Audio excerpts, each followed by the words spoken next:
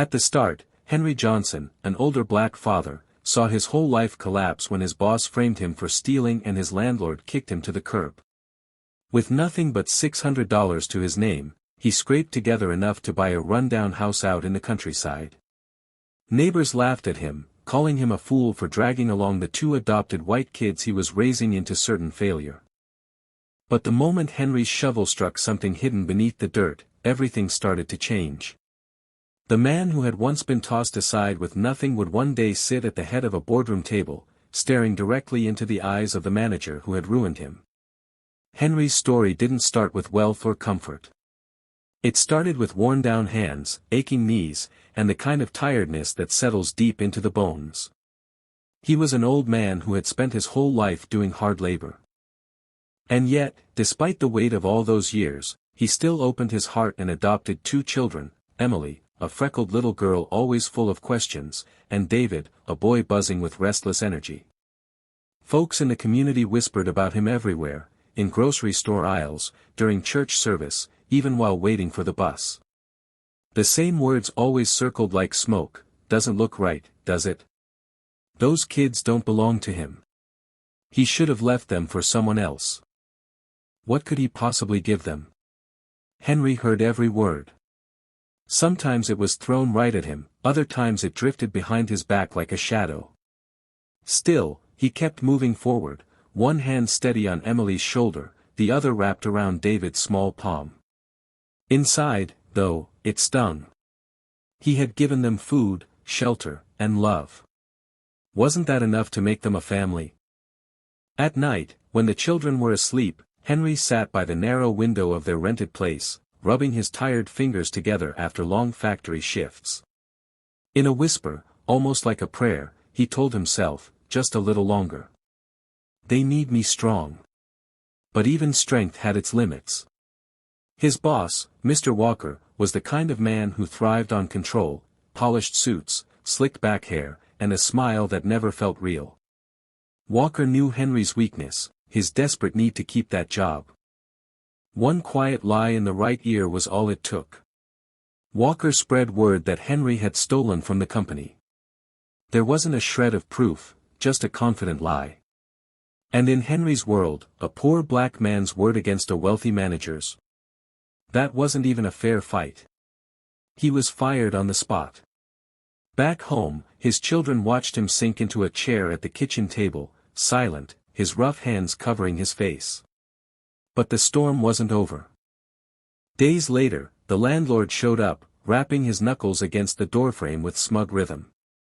Henry opened the door slowly, his kids peeking nervously from behind his legs. "You're behind on rent," the landlord said, voice dripping with fake patience. "And I can't keep a thief in my house. Pack your things." Henry clenched his jaw. He wanted to argue, to shout, but the words stuck in his throat. What good would it do when the man already believed the worst? By that evening, Henry stood outside with a suitcase in one hand and his children's trembling hands in the other. Neighbors watched from their porches, some with pity, most with judgment. One man muttered, "Told you he wouldn't last. Look at him now." Another shook his head. "Shouldn't have taken in those kids. He's dragging them down with him." Henry kept his gaze low, but every word burned. All he had left was the envelope tucked inside his coat pocket, $600, the last of his savings. That night, under the dim glow of a street lamp, he sat with his children, heart pounding heavy with fear about what tomorrow might bring. And yet, buried deep inside, a spark of determination still glowed. He refused to let this be their ending. Step by step, Henry's weary feet carried him further than he thought possible. Every step Henry took across cracked sidewalks, every mile that dragged on crowded buses, felt like another test of how much one man could take. His kids stayed close. David carried a shoebox stuffed with his favorite rocks, while Emily held tight to her worn-out doll. Their entire lives now fit inside the small bundle Henry hauled on his back. Then, in the town square, he overheard something. Two farmers leaned against the hood of a beat-up pickup, their voices carrying through the air. Old Miller's place is still for sale, one said. Been empty 10 years. Nobody's touched it. Why would they? The other laughed. That place is falling apart. Land's cursed, if you ask me. Henry froze at the word sale. Slowly, he asked where it was. One farmer squinted at him, then smirked. You think you can fix that dump? Cost $600. You'd be better off tossing your money in the river. They laughed, but Henry didn't. His hand slipped into his coat, brushing against the envelope that held his last $600. It wasn't much, but it was all he had. By that evening, the deed was his. No handshake, no congratulations. Just a weary clerk sliding papers across a desk, mumbling, "Your problem now." The bus rattled out toward the countryside, passing bare trees and forgotten fields. When Henry and the kids finally stepped off onto a dusty road, the house stood in the distance. It looked worse than he imagined. The roof sagged in the middle, ready to collapse. Shutters dangled from a single hinge. The yard was nothing but weeds and cracked dirt. Emily pressed against his leg and whispered, "Daddy, are we really gonna live here?" Henry knelt down, his rough hands steady on her shoulders. "We are," he told her softly. "It's not about what it looks like now. It's about what we'll make of it." The days that followed tested everything he had left. With no real tools, he hammered bent nails, patched holes with scavenged boards, and hauled away piles of rotten wood. His hands split open, his skin raw and bleeding, sweat burning his eyes. His back screamed with every lift. The children helped as best they could. David fetched water from the creek, his small arms trembling as he carried the bucket. Emily gathered wild berries, her dress stained red and purple, proud of every handful she placed on the table. At night, the three of them huddled on the bare floor. The wind whistled through cracks in the walls, the air heavy with mold. Meanwhile, the town kept talking. Henry became the punchline. "See that old fool," they'd say. "Living in a shack. Spent every cent on junk land. Should have just begged the government for help. What's he trying to prove?" He heard bits of it whenever he came into town for supplies. Some clerks refused to meet his eyes, dropping change onto the counter instead of into his hand. Others smirked openly as he walked past. Still, he kept moving. Every insult weighed him down, but it also gave him another reason to keep fighting. One night, sitting by the cracked window, staring out at the moonlit field, Henry whispered to himself like a vow carved into the dark. "This land has something in it. I can feel it. And I'll find it, even if it breaks me first."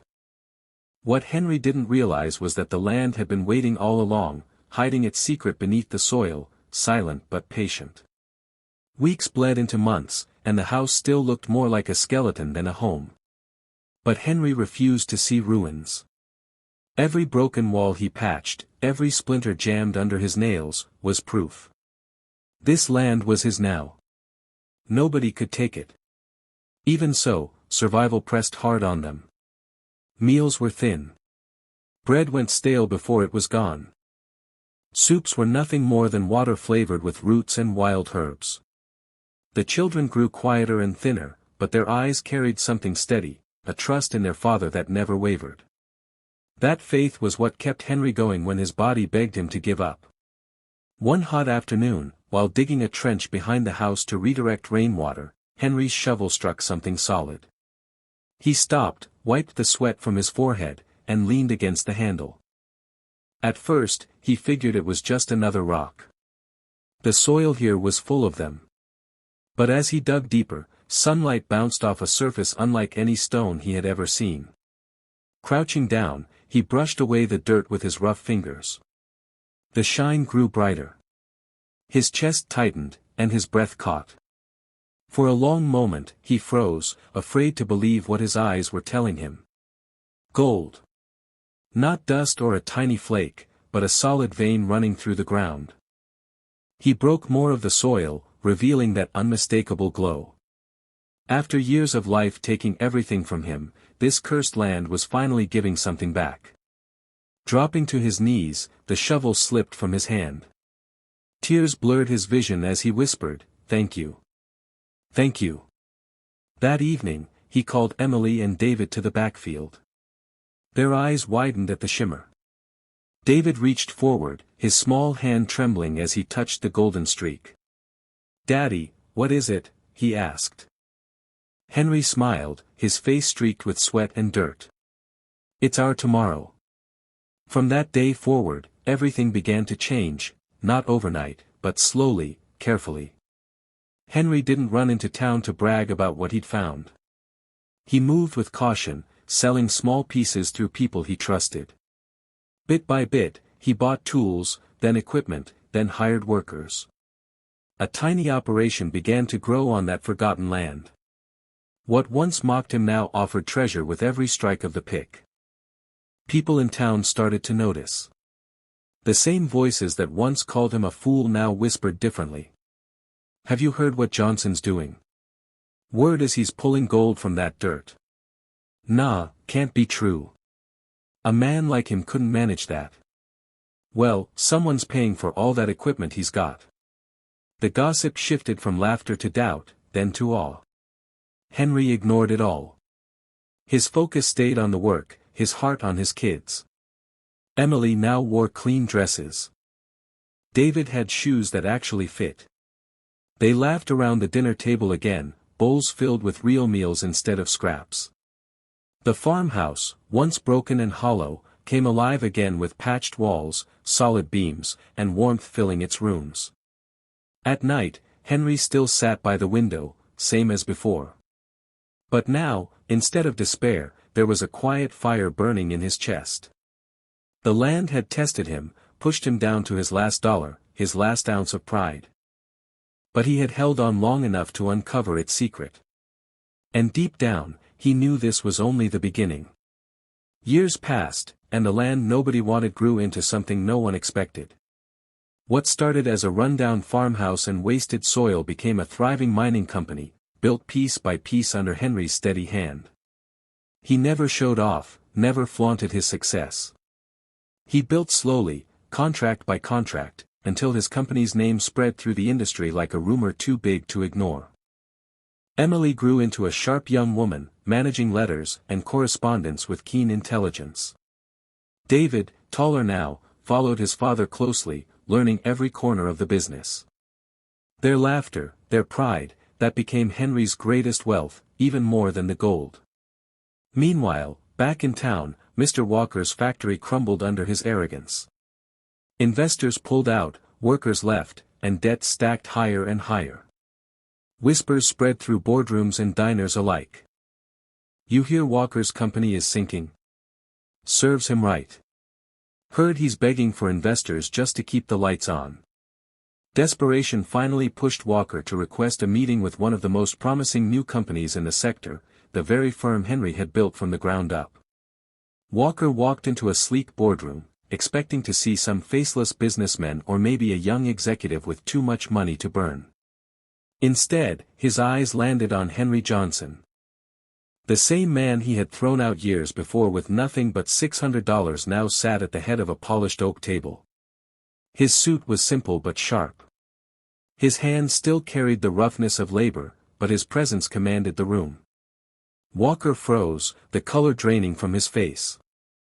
Walker's lips parted, but for a moment, no sound came. Finally, he managed to stammer, You own this company?" Henry's gaze never wavered. He leaned forward slightly, resting both palms on the polished table. His voice was calm, almost gentle, yet it carried the weight of iron. "I built this with the stones you threw at me." Walker scrambled for excuses. It was all a misunderstanding, that theft business." Henry lifted a hand, and the entire room went silent. "You stole food from my children's mouths with that lie. You forced us onto the street. And now you walk in here asking for my help." Walker's shoulders sagged. Beads of sweat rolled down his temples. He glanced around the boardroom, hoping for a friendly face, but all he saw were Henry's children sitting proudly beside their father, their eyes glowing with quiet satisfaction. Henry signed the acquisition papers with deliberate, steady strokes. The ink didn't just mark a business deal, it sealed a story of survival, a reversal of fortune carved out of grit and gold. When the last page was signed, Henry gave his first order as the new owner. His voice was low, steady, and final. "Escort him out." 2 men rose from their seats and guided Walker toward the same door where, years earlier, Henry himself had been told to leave with nothing. The symmetry wasn't lost on him. As the door closed behind Walker, Henry leaned back in his chair and exhaled slowly. Emily and David drew closer, pride radiating from their faces. The man who had once been mocked, abandoned, and broken had risen again, not through vengeance, not through rage, but through unshakable resilience. And outside those boardroom walls, whispers spread once more, but this time they carried a different tune. Henry Johnson, the man who turned nothing into an empire. Because sometimes life strips a man bare, leaving him with nothing but his faith and his will to keep moving. Henry had taken $600 and a crumbling house and built a legacy, not by luck, not by chance, but because he refused to quit when the world tried to crush him. Sometimes the very stone they throw at you is the one you'll use to build your empire. Henry's journey proved that no matter how deep they try to bury you, resilience can turn dirt into gold. If you found this story inspiring, don't forget to like, share, and subscribe, because the next story might just change the way you see everything.